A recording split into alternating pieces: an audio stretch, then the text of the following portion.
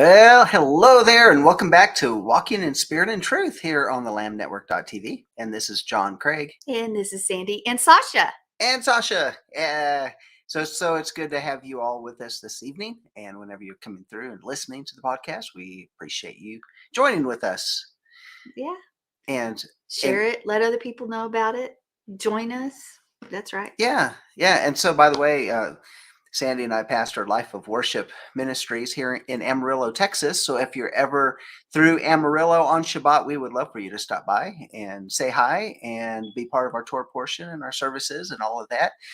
And so just check us out there on the website. But we begin at noon on Shabbat. We are getting back into the study that we were doing last time. And our second one on Isaiah 6.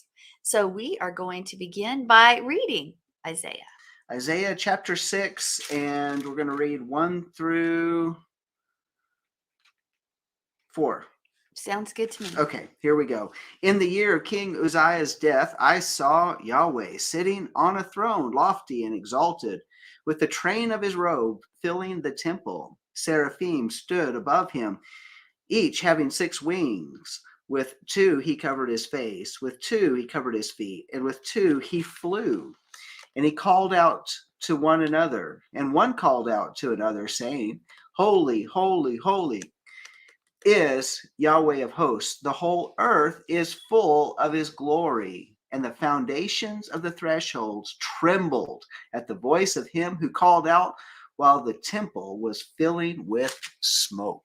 So here we have the train, Yah's train, the train of his robe, which we spoke of last week, that a victor would sew part of the nation's train or garment that was conquered upon his robe. So the longer the robe, the more victorious, the successful, the stronger, etc., etc., etc. So here we have Yah's robe filled the temple, and just the train of his robe, even just that train. Magnificent. So who is the victor here?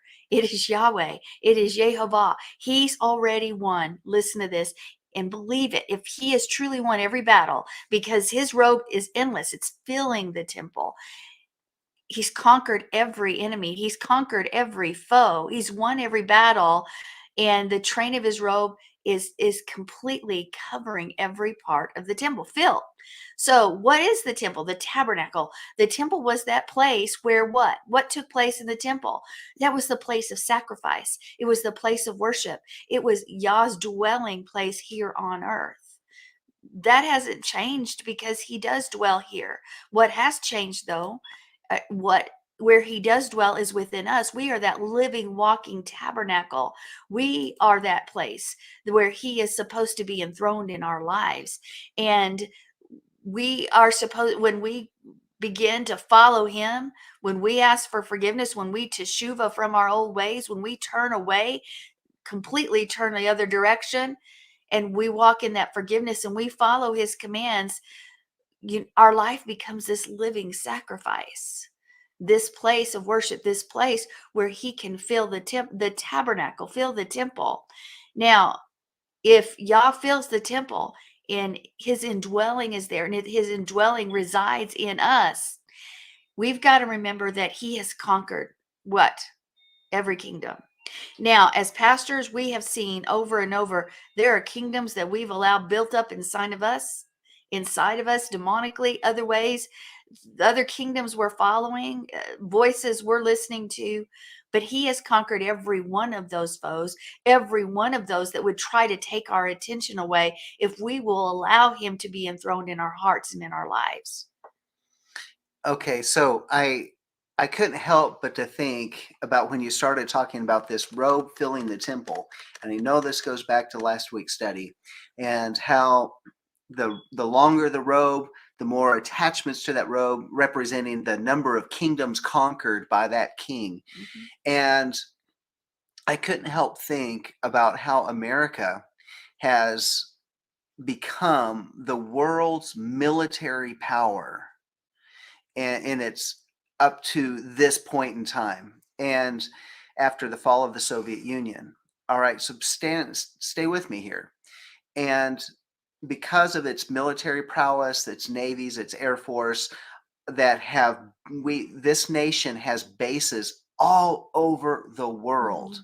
Mhm. They have naval navy presence in the Atlantic that goes over into the Mediterranean, the South Atlantic, and all of this area like that. And then you have the presence over in the Pacific, which goes down in the South Pacific and all the way over to the Indian Ocean. And I don't know exactly what all the territories are and which command handles what part of it. But you look at all of these different areas, and where we have bases, we have very strong influences over those nations. Now, we don't have a king here, but you could actually say there is a huge robe of the military might of this conquering prowess of America, its presence around the world. Wouldn't you say there's a similarity there? As it and so when people think of America, they think of this empire, and which is a proper, probably the right way to say this is the Western dominated, American dominated empire. In fact, we dominate over Europe. And Do you really think people see us that way now? I think what we see is that people are tired of it, though.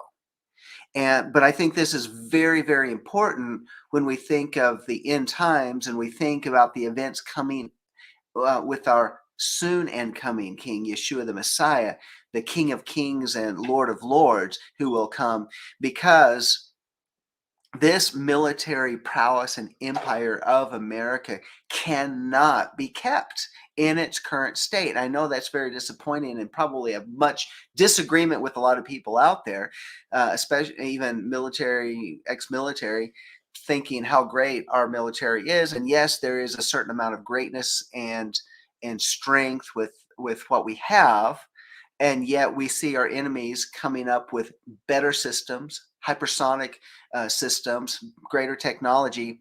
But why do I say this? Is because there has to be, for the king to come, uh, this lofty, prideful nation cannot stand against or up or oppose the coming king.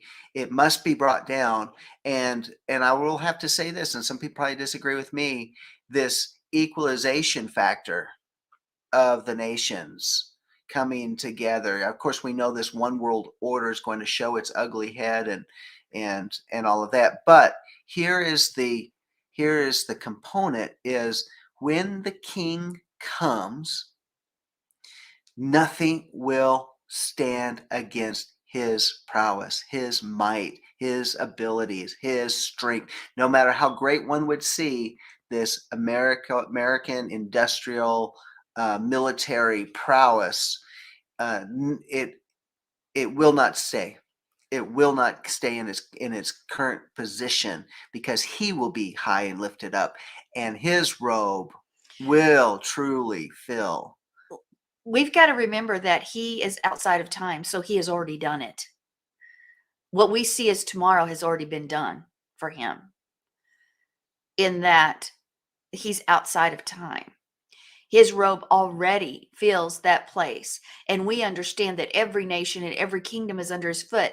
But I want us to get this picture and this idea that even in our personal lives, there's a kingdom against kingdom battle, a beast and a man that are fighting.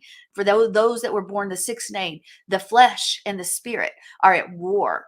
And there's kingdom against kingdom even within us.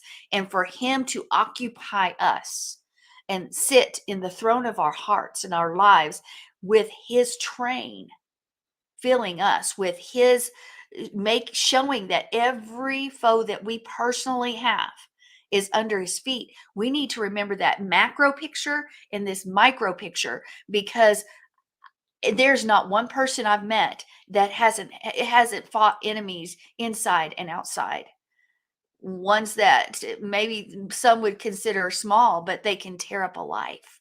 If that's the case and he's sitting within us, he will reign, he will rule.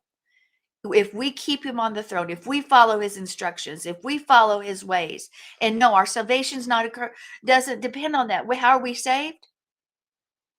How are we saved? By faith. Right. Grace of the faith. But we need to remember that instead of saying, well, that's just the way I am, well, that's just who I am. No, it's not. That enemy has been defeated, but we walk around so often in the defeat ourselves because we say that kingdom that's already set itself within us is greater than the kingdom of Yah.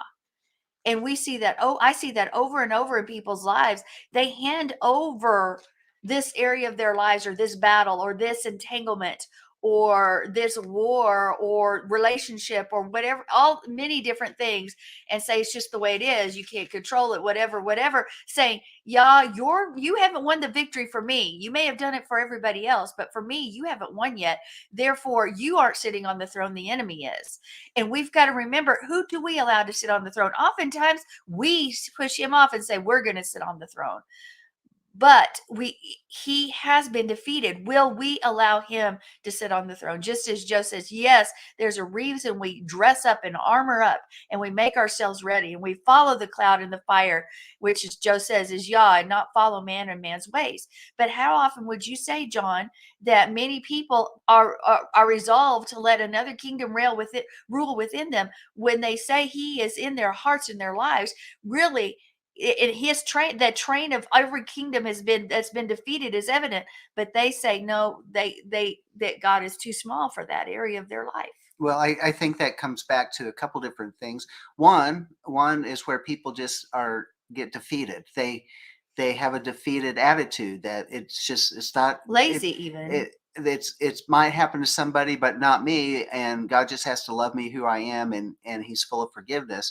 And that comes out of that false doctrine of grace, that sloppy grace, however you want to call it, where once saved, always saved. Whatever realm, what type of. But think of addiction and disease. That's not that once saved, always saved. God's is not enough for that for me. Yeah, and yet here in Galatians chapter 5, it says, "For you were called to freedom, brethren. Only do not turn your freedom into an opportunity for the flesh, but through love serve one another. For the whole Torah is fulfilled in one word, in the statement, you shall love your neighbor as yourself. But if you bite and devour one another, take care lest you be consumed by one another. But I say, walk by the Spirit, and you will not carry out the desire of the flesh." And that is really where it comes down to. You will not carry out the desire of your flesh. But I think people don't want their temple filled. That's the key. They want to continue in that desire of their flesh because that desire is fun, or it tastes good, or it feels good, or that addiction has a hold of them and they pet it like a pet. Or they want to hold that portion of the throne. They don't want to give it up. Yeah. And so therefore they cannot be filled. Their temple can't be filled. Well, it is filled, but it's not filled with the train of his robe. It's not filled with him. Now that's another whole nother discussion. Yes, because what spirit is filling them? Yes, there is a spirit that controls, and if it's not Yah's spirit, it's the enemy's. You've got to remember, it's one kingdom or another. So I hear about people falling back into their addictions, whether it's food, whether it's drugs, whether it's smoking, or addiction can be anything. You can be addicted, video games. There's a whole list of them here. But if you are led by the Spirit, you're not under the Torah. Now the deeds of the flesh are evident, which are immorality, impurity, sensuality, idolatry, sorcery, enmity, strife, jealousy, outbursts of anger, disputes, dissensions, factions, envying, drunkenness, carousing, and things like these. And so there's more. That's just a few things. But how many people do you know that drives their lives, and they say they can't help it? And that's not true. It's the wrong person. It's the wrong kingdom on the throne.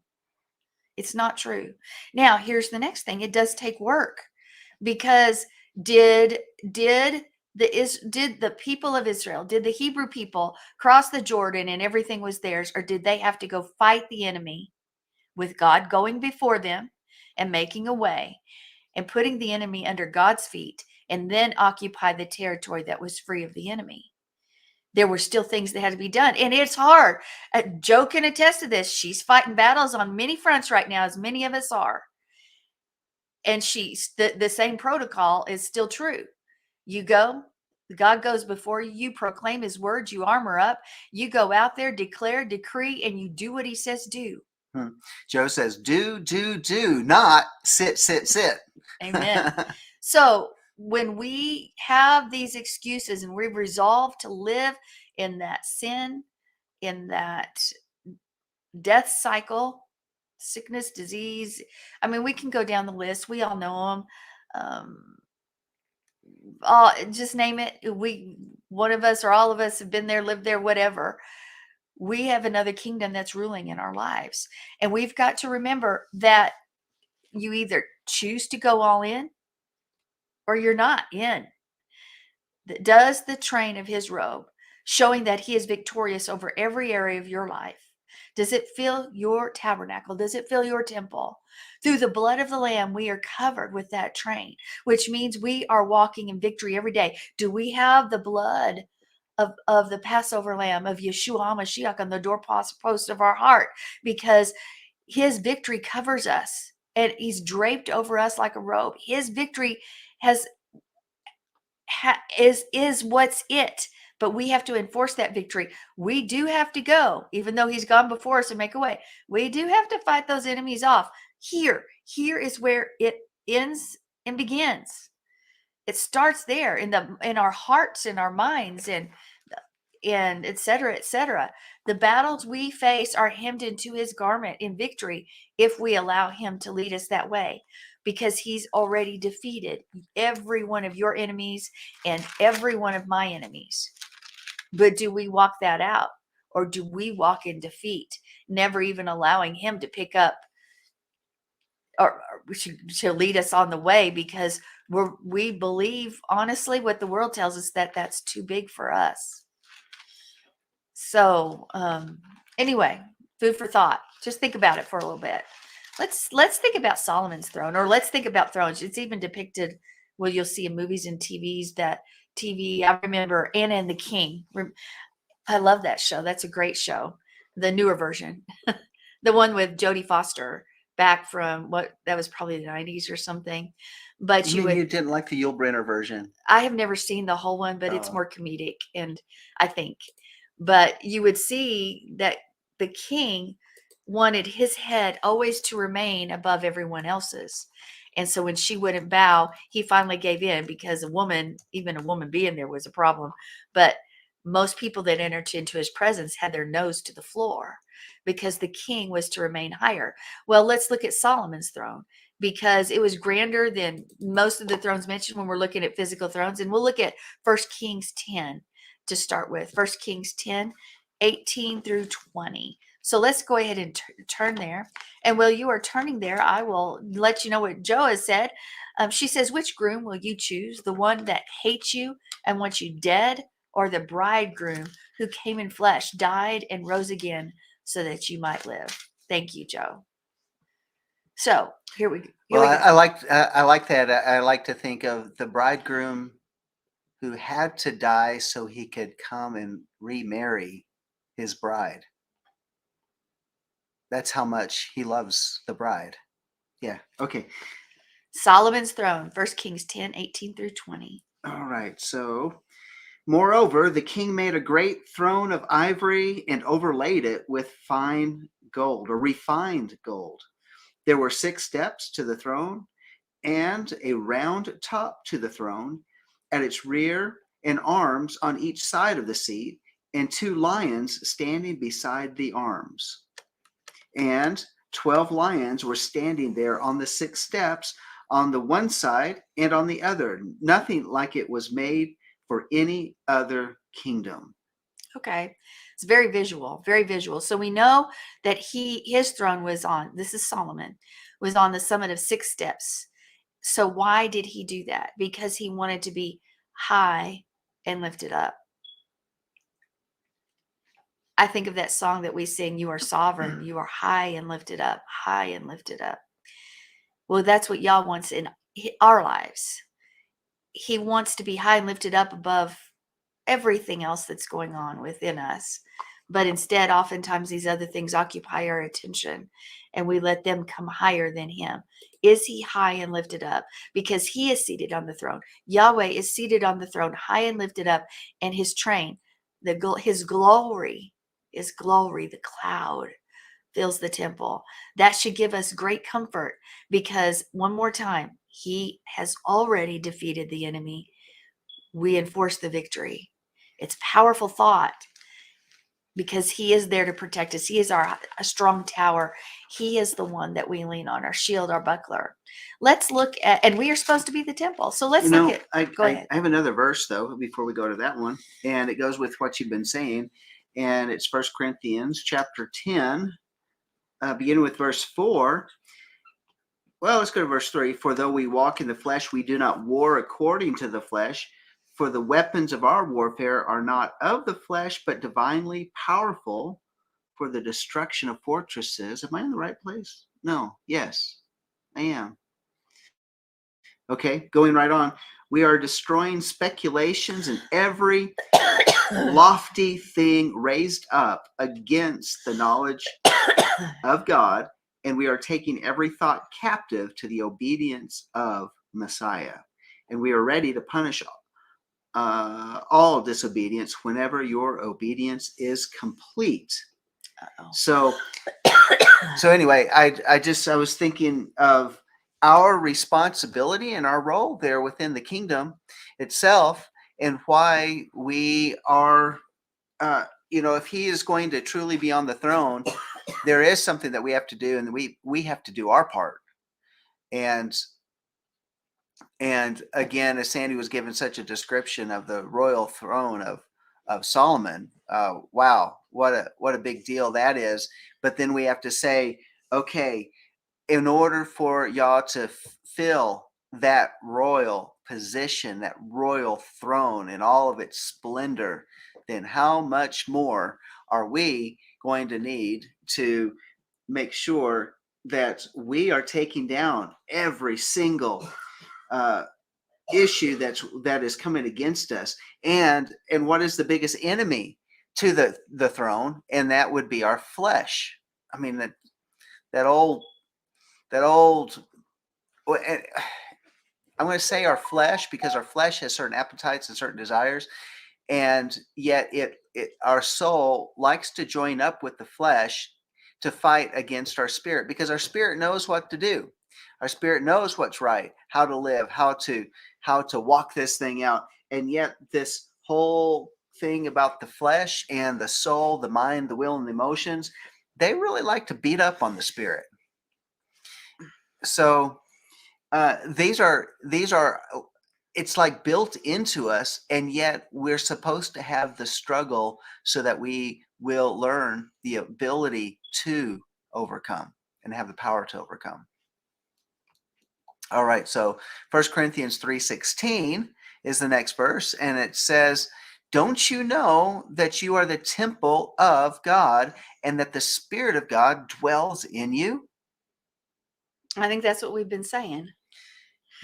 Yeah. And it goes back to everything we've already discussed, but it's reinforced one more time as the Brit Hadashah, as the New Testament reinforces the words of the Old Testament, the Tanakh. So think about this real quick. When Isaiah has this vision in Isaiah chapter 6, he could barely talk when Yah filled the temple. He could barely talk, and he says, I'm a man of unclean lips that lives among a people of unclean lips. How can I even talk? I mean, how can I even say anything? And honestly, would we say less if we were so filled with his presence? I think we wouldn't speak. You know how much we would not get ourselves into trouble over? Yes. Because sometimes isn't it true that our mouth betrays our heart? Yes, but also many times the things that proceed from our mouths, we don't mean. They're in there, and it just anyway, that's not the topic of discussion for today, but which also brings up the issue about idle words. And so, anyways, it is another discussion another day, but it's certainly something that is worth talking about in sometime in the future. yeah. Well, I want to look at the word filled because we're talking about this train filling the temple. Well, of course, filled seems pretty easy. You know, it's completely full, to fill, to satisfy, to be full. Those are definitions. But I want us to examine that a little bit.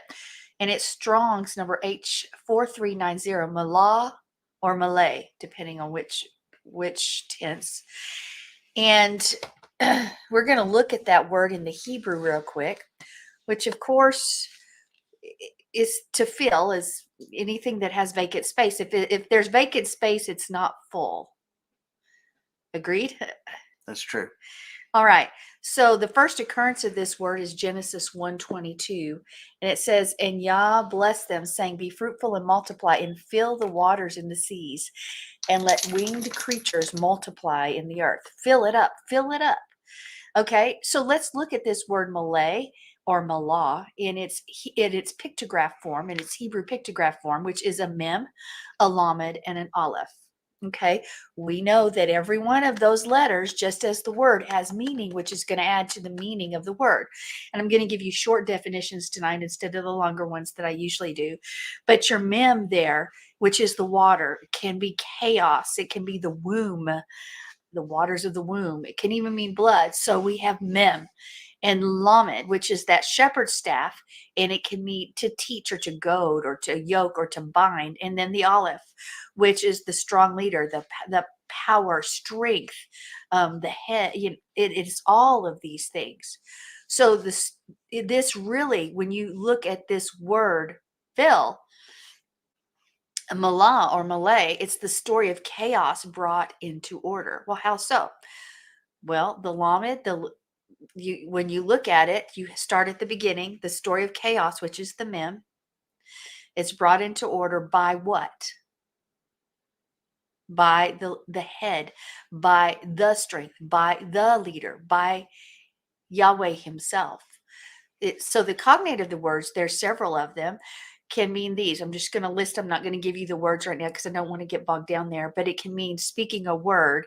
It can mean bringing order by strength or mind or will. Branch, which is also means it has a strong root, and first fruits, as individual fruits are combined to convey the strongest of the harvest. And Lord, who is one full of authority. All of these have that root of that word, that mem, lamed, aleph root. And so they add meaning to this word of fill. So here we have with Malah or Malay, the sense of filling the earth is bringing the earth's chaos into order by increasing or becoming stronger in it. His presence is increasing or becoming stronger in the earth and in our lives. So that's the macro version. He brings order. He binds chaos, and there comes order. He brings order out of chaos. So it is with us. Before we allow him to come sit on the throne of our hearts, our lives are chaos. They're a mess. We are like the beast of the field, that which was created first on the sixth day, that firstborn. We walk in the flesh, which was, again, that firstborn. Spirit was the secondborn. And we act just like the animals, like the beasts, and full of chaos, running to and fro without any direction. And what happens when he begins to fill us, Malay, then he is bringing order out of chaos. He is putting everything in our lives and putting it, becomes the one on the throne, no longer anything else. He is putting his enemies and our enemies under his feet, which they should no longer have play in us unless we allow them.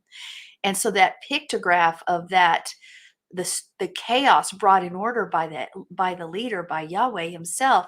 If this is what it means to be full, we need to be full of what? We need to be full of the Spirit. We need to be full of his presence. We need to be full of him and not the world's junk. I was actually just thinking about what we had talked about earlier over at Galatians, which is, a lot of people say, well, I can't change, and I can't these are the issues of my life, and I've got the grace. I have grace. In all honesty, they're saying I'm still living under mercy, and I don't have to be responsible. In other words, they're saying I'm still a child, and I and and I don't have to grow up, or I don't want to grow up, or whatever excuse they want to use. But these are talking about the marks of maturity, and and where at some point in time we have to say, enough is enough, and I have to cooperate with what the Spirit of the Lord wants to do. And He does want to take this chaos that I've just made excuses for, and actually take put them into their proper order and in their proper position. A lot of times, think about this: how many times can we see that we have strengths and weaknesses, and we know our strengths and weaknesses pretty well, or at least our spouse knows our strengths and weaknesses pretty well, and yet we make an excuse. Well, that's just the way I am. And yet, and when someone that we love points out those things, how often do we just say, well, yeah, whatever, that's just using an opportunity? But maybe it's those things would actually change when we slow down enough to press in, move into His presence. Because a lot of times we do think that, all right, I have to work on it, like a New Year's resolution. I'm going to do better this year. But you think about this: is it sometimes that maybe, or maybe this is all the time, is that those things change just by getting into His presence? Well, I can tell you this, that I've heard it over and over from other pastors, and we've noticed it as well. When you're dealing with an issue, when you're in church, that issue doesn't show its head as ugly, its ugly head as often or as severe as it does otherwise. That doesn't mean you're delivered from it yet, Mm-hmm. but that battle, It's subdued. it's How many subdued. times? Because so many times we hear people say, "I'm so glad I came. I came to I didn't want church to be today. here. I didn't even want to come, and I'm here, and I'm so glad I'm I'm here. so glad," because whatever this battle was, it is suppressed. It's pushed down as the Spirit of the Lord comes in and begins to fill. And now we can, so I think where the key is, do we allow Him to fill us? Do we allow Him to, do we take the time for Him to come in and really begin to move within our presence? Because we can have our Move issues within our lives. move within our lives, because we can have people point out our issues, but that's not the changing force. It can be through psychology and personal improvement projects and all of that type of thing, but lasting change comes when we're transformed in His presence. Well, and shouldn't we be transformed if He is filling our hearts, filling our temples, filling our tabernacles? Is there room for anything else? No, of course not. If something is full, there's It- no capacity to hold Well, anything else. it's the same thing. Like if you have a glass of water, how do you know that glass of water is full? It's when it's overflowing. So Because by definition, it's not full until it overflows. right. So my point is, when we are truly letting Him sit on the throne, there's not room for anything but Him. Mm. So Isaiah's statement conveys the magnitude of Yah's glory compared to any earthly king, queen or king, any demonic kingdom, Hasatan's kingdom. Yah's glorious train shows us that His absolute authority is there. There is no room. There is no room for anyone else or anything else in that high and exalted place, because Yah is all. He is our all in all. It shows us when He is filling the temple, that He has His divine perfections that no one else, who is all powerful and all knowing and unhindered, He's unhindered by any limitation of time or space. and he's just and merciful and righteous in all things that he does. And there's nothing that can compare to his splendor. Isaiah, Ezekiel, Daniel, Revelation, John the Revelator, they gave us glimpses of this throne, of this kingdom, of this heavenly visions. And they saw him high and exalted, this throne that's encircled by a rainbow, an ethereal rainbow. And the seraphs were crying, what? Holy, holy, holy, holy, holy, holy. Lamps blazing, lightning flashing, thunder rumbling. Everything was shaking. And the angels and the saints were what? Worshiping holy, holy, holy. It would take a lifetime and beyond this lifetime and beyond the next, and et cetera, to completely comprehend his magnificence, his glory, that the aspects of his character. What does 1 Corinthians 2:9 say? Eye hath not seen, nor ear has heard, neither have entered into the heart of man the things which Yahweh hath prepared for those that love him. Our attempts are completely futile in all things that we do unless he's leading the way, unless he is the one in charge, unless he is the one sitting on the throne of our lives. I was thinking about Moses, who was in the presence of Yah, and it literally transformed his external character, his body. It just changed so much to the point that he had to put a veil on, because people couldn't look on him because the veil, because the brightness, this glory that was on him, that presence that had just simply it was infused onto his flesh. And it just tells me something that's really pretty marvelous about that, because being in his presence is transforming. It transforms. So we think about our heart being the throne, for him to come and fill this temple, to come and fill, and yet it has even physical effects that people can see. What an amazing thing! And you can see this too on people, because in my experience, in seeing people that are walking full of the Spirit, there is a certain particular beauty that is just on them, because they have the aroma of God surrounding them. And that is just, in without any other words, it is a miraculous transformation that goes on, that results from being in his presence. There should be. So let's further investigate throne. Since we've been talking about the throne of our souls, the throne of heavens and earth, let's talk about throne. And it's Kisse, number 3678 in your Strong's Concordance, Kisse or Kisseh, Kisse. It means the seat of honor. Your first time you're going to see it is Genesis 41:40. Let's look at Psalm 103:19.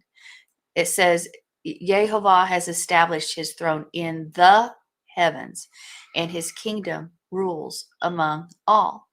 So one thing we've got to take note here is that there is a definite article, the, in front of heavens, right? The, as well as a preposition bait for in or on, and the word heaven is also what? It's in a plural form. So just want you to know that this isn't going to be an exhaustive study of throne. It's a small study of throne as we are looking at this scripture in Isaiah 6.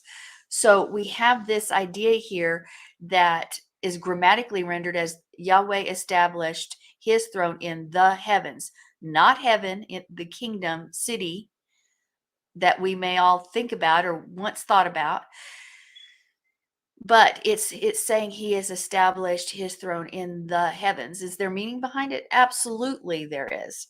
There is meaning behind it. So if you were going to shoot something in the air, could you ever reach the heavens where he is enthroned?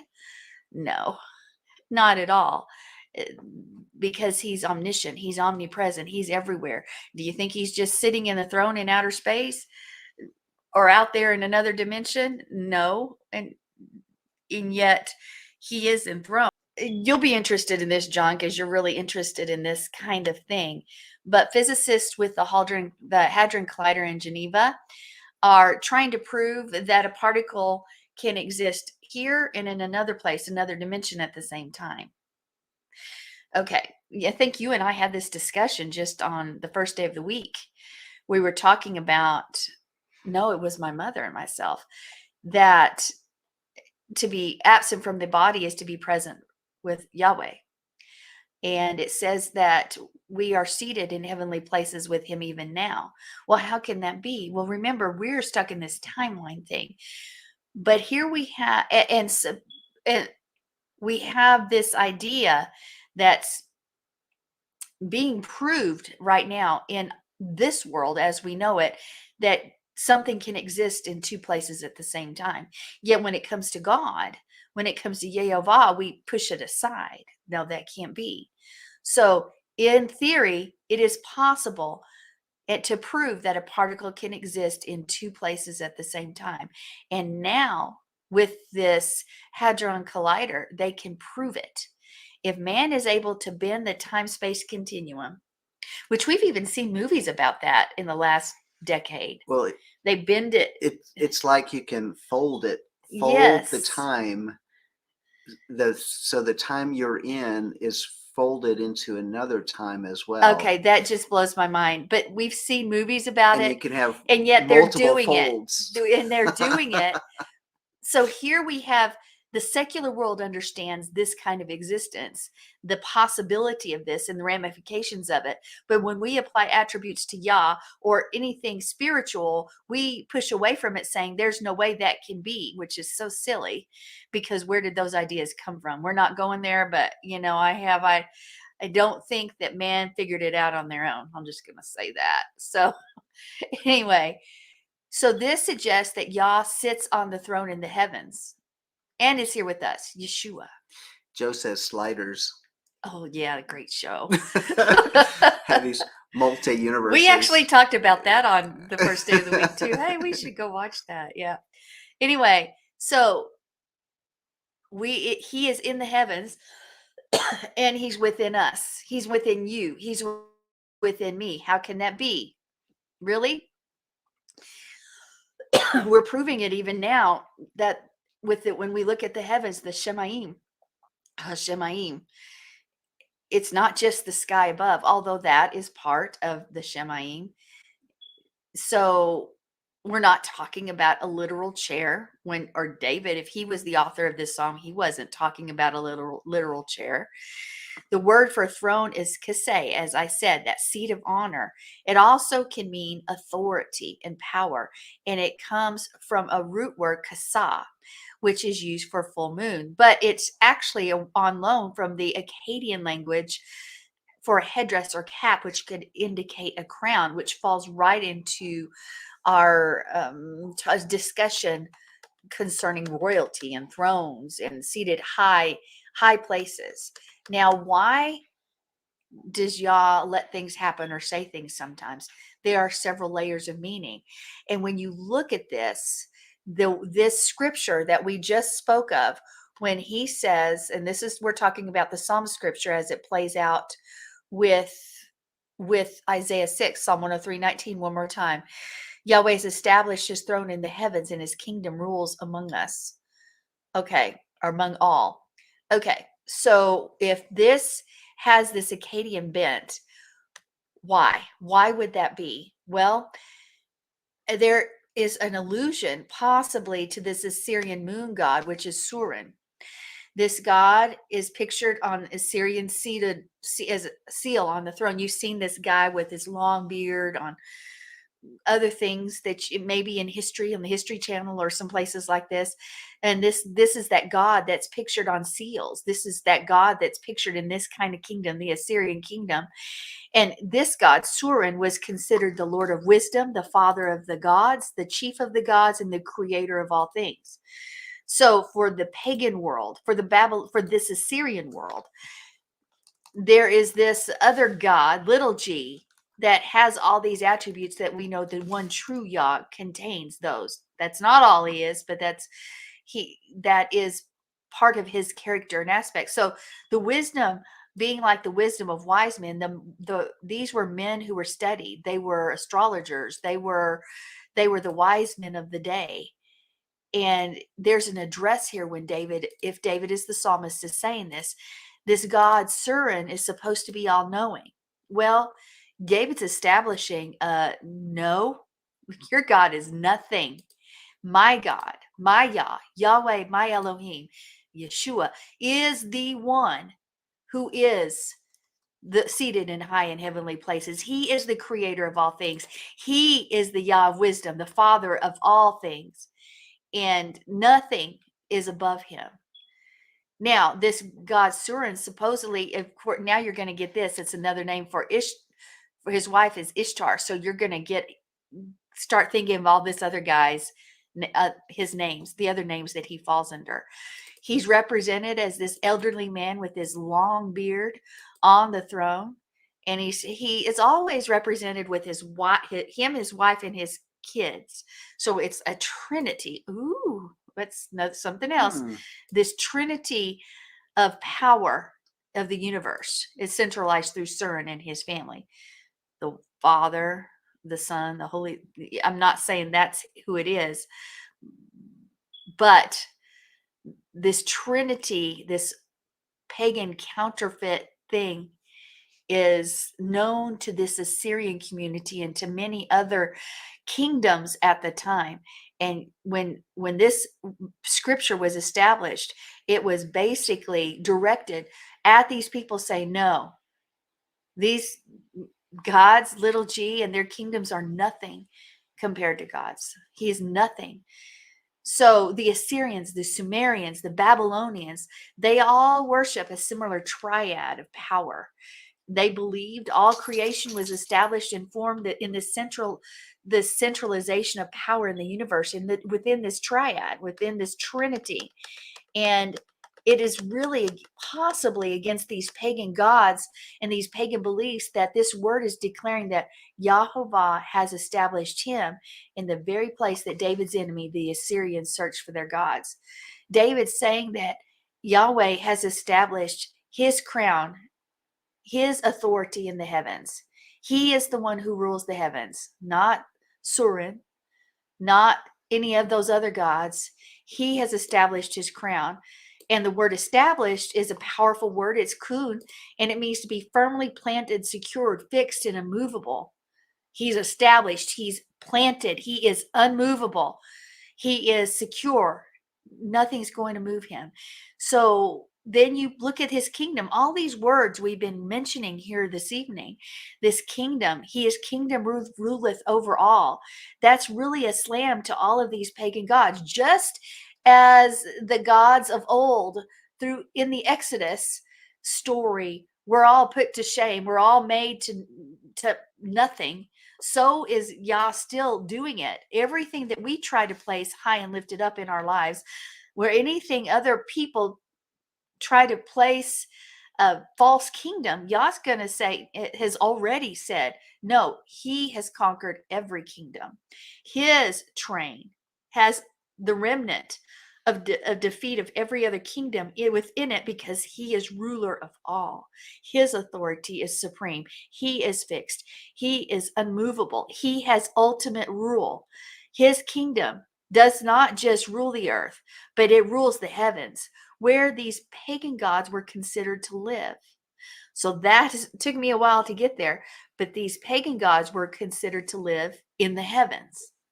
So this scripture, though it has other meanings as well, also is a direct blow to the pagan people and their gods. The word rule is melech, which has a lot of meanings from king to royalty. But here, it looks like sovereign power. He is sovereign. He is sovereign. Yehovah is the sovereign power, which means he's not the same as anybody other's made up demonic god coming down the pike. He is the ultimate and most powerful of all. Now, let's go back because we only have a few minutes left. We've been talking about thrones, and we just looked at that scripture as it relates to thrones, as it relates to Isaiah 6. And I want to go back to the thrones of our own lives. Okay. Who sits on the throne? Because the center of his will can represent his throne. And the center of his will, I always want to be in the center of his will. I don't want to be a little to the side or to the right or to the left, but I want to be in the center of his perfect will. And that's what should be in our hearts. His throne is here, and it's now, it's within us, it's within the world to come. It's the world outside of time, but yet it's here within us right now. Can exist in two places at once. We just talked about that, or many places. Your life, my life. And it's generated by our faith in Mashiach, our faith in Messiah, our faith in Yeshua. So in a way, that throne is in us. It's inside you, it's inside me, and it's where he should reside. His train should fill our tabernacle. His rule should be sovereign. There should be room for nothing else. So when we're in the middle of difficult days, difficult times, when the world is shaking around us, when our lives are being shaken up and our own small world seems to be falling apart, he's still ruling and reigning. We can do and we can try to manipulate and figure it all out, but until we truly have trust in him and let go, all our effort is nothing, because he is the one that's supposed to sit on the throne. If he is sitting on the throne, that means he's ruling and reigning, and he makes the decisions, not you and not me. It means he is the one telling us to go here or there, to stand still, and we do. His will is the place where we have provision. His will is the place where we have protection. His will is the place where we have wisdom. His will is where we should operate, because he's seated in our lives on the throne. His train fills the temple. You had something there, that his throne represents the world to come, and his throne is outside of time. And you think of, well, I live in time and his throne is in my heart, and yet his throne is outside of time. So it means that we have access to everything that's outside of our timeline, to call upon, to petition, to request, and say, we don't have the resources, the abilities, the knowledge, or whatever, but from your hand, from your sovereign throne, you have resources that's not trapped within this timeline, that's accessible. That's incredible. He's got it all. We've got to trust him. Who's on the throne? Very good. Good stuff, Maynard. So, I just want to say thank you for joining us this evening here on Walking in Spirit and Truth. And so we would like to say, join us next time as well. And join us for our Shabbat service that we also put online here on the Life of Worship Ministries channel on YouTube, YouTube, and also on our Facebook.